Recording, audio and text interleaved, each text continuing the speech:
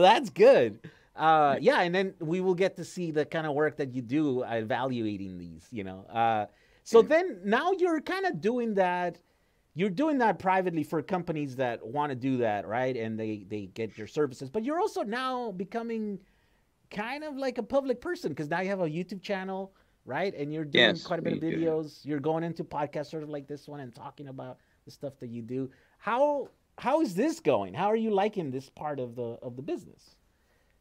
Well, I never liked my picture taken, and now, so I'm looking for a new house, and because we've been living in a condo for a long time, and my wife and I, mostly we work, so a condo kind of like works out, but now it ain't working out. So the neighbors are too close, and whatever. So we decided to look for a new house. So I'm looking for a new house that's real close to the Tesla Center because I'm going to be buying a Cybertruck. So and giving up my Jeep Rubicon. So anyway, I'm looking near the Tesla portal for delivery and whatnot, and I said I'm just going to drive in and find out if they've got a superchargers here. So I drive in the gate or whatever, not the gate, but the parking lot.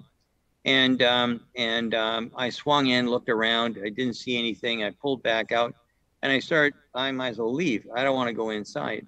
So I come riding up, and a kid in a black Tesla shirt comes running over with a mask on, and he said, "Sandy, what are you doing here?"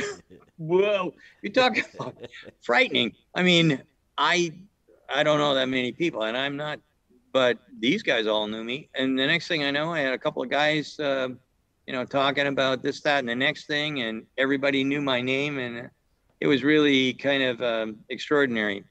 So